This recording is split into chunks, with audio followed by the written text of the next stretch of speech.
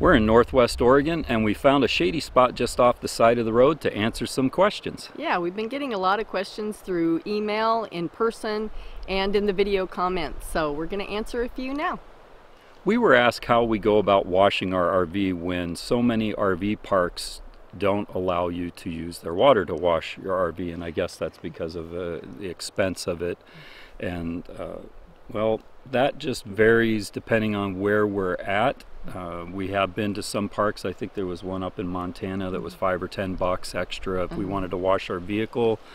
There are other places that will allow you to wash the vehicle if you just ask, even if it says in the rules not to. I always ask, even if it doesn't say in the rules. I just go and ask, and sometimes they'll say, well, if you don't make a mess or if you have a nozzle on your hose, go ahead and do it. And so we've ran into that. There are pull-through RV places that you can go and wash, like truck stops and things like that have facilities that you can drive in and get your RV washed. And we try to do it about once a month, but if I can't do a full wash because of being somewhere that doesn't have water or doesn't allow it, I'll typically try to take a bucket of water and at least scrub down the cap and then rinse it the best I can, wipe it down, and that gets some of that road grit off of it and everything, bugs and stuff. From getting it too piled up, And as a last resort, a lot of big parks, especially in the Southwest, have a lot of people that will come out to where you're parked, have big trucks with water tanks, and they will wash, wax, do whatever you want to your RV. Those can be spendy, anywhere from $80 up to several $100s, depending on how big your rig is and what you want done. So that is always a last resort, but it can definitely get spendy. Yeah, we've even seen them that have the heated water on the tanks, you know, so that was kind of interesting. But yeah, so there's different ways of doing it. I think the best thing to do is to make sure that you ask at the park. Sometimes they'll let you do it if you just pay them just a little bit extra, or if you assure them that you're not going to let the water just run into the road while you're washing. Flood the parking lot or something.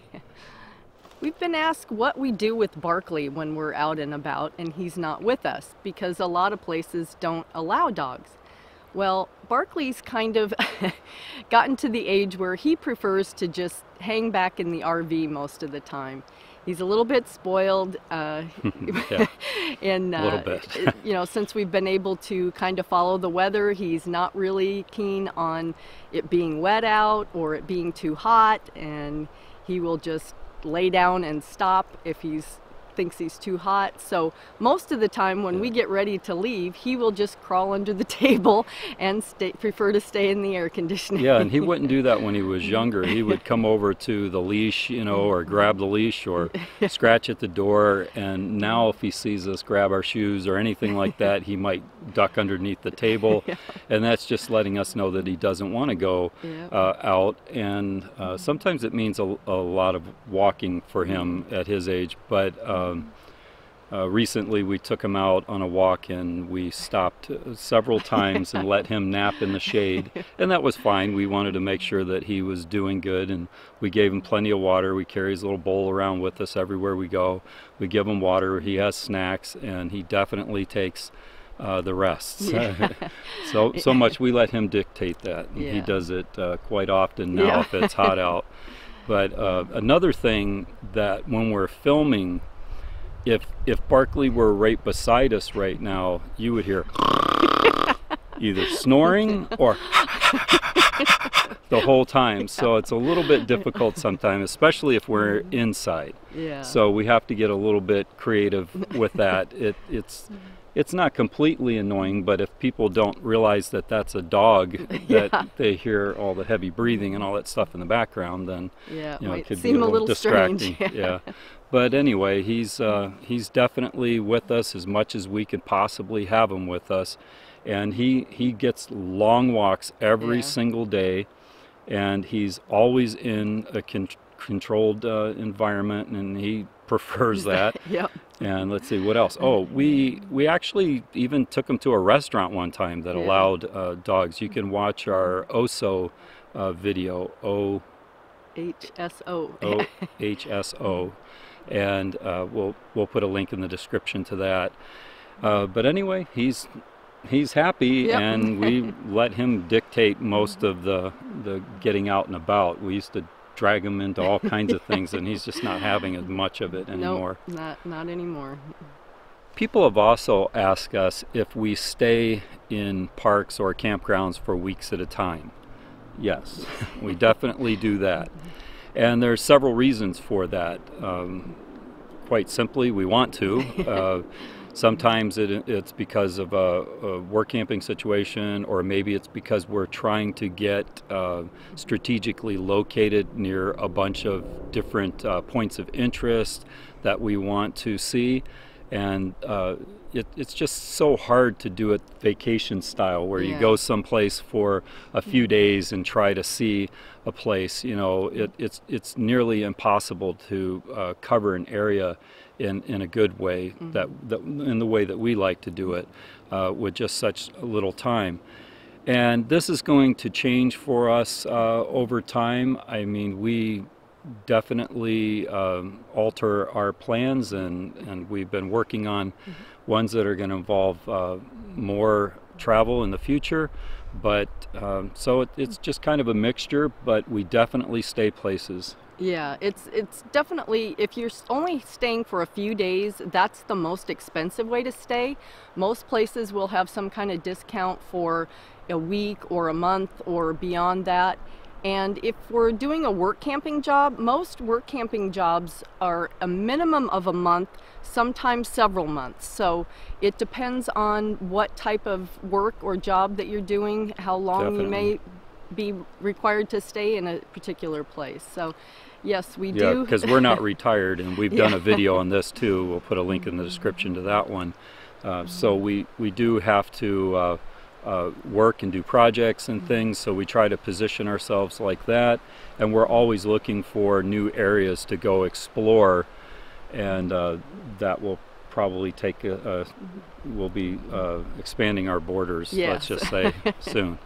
So that brings up a related question: do we plan to go east?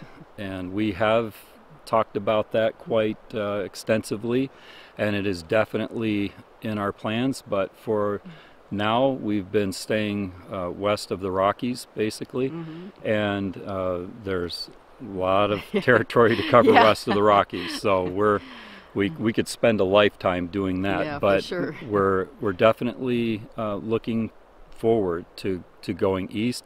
I've spent a lot of time in the east, and we've went to the east on vacations and things as well. So we definitely have that on the horizon. It's going to be a little bit. We got a few things before that, but we're hoping to get to that as soon as possible. Yeah, maybe for sure. like 2019 or something, if not sooner. If not sooner, Yeah, so that's definitely on our radar.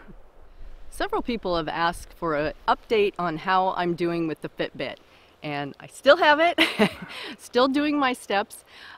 It's going really well. I started out with an initial goal to lose 50 pounds, which I did.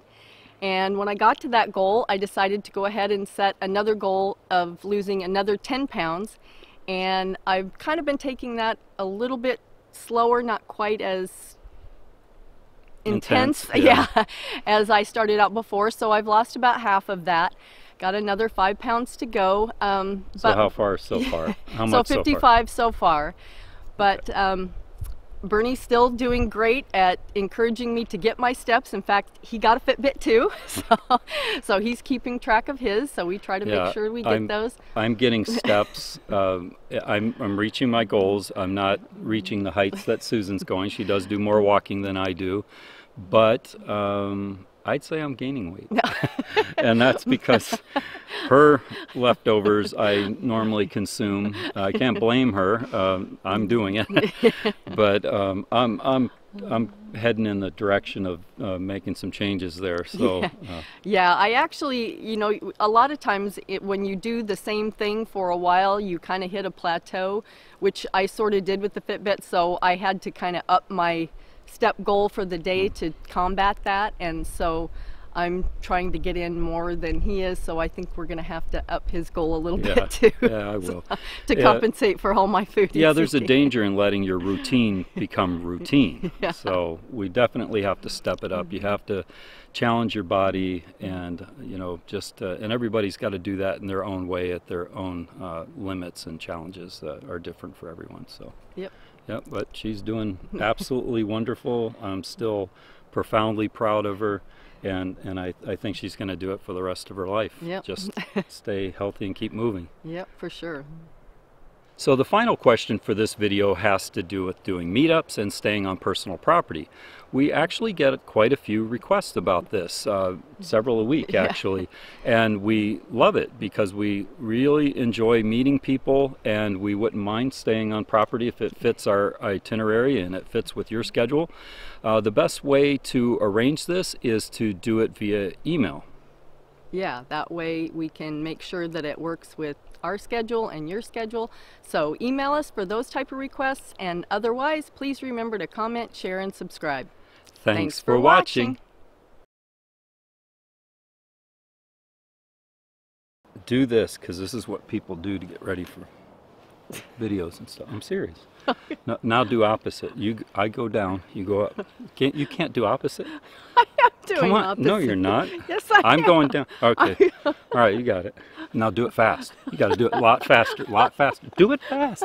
Go on. I am. All right, open your mouth. I'm going to massage your voice box. Something's wrong. What the? No! You have a giant spider in. What? Oh, it's just a shadow.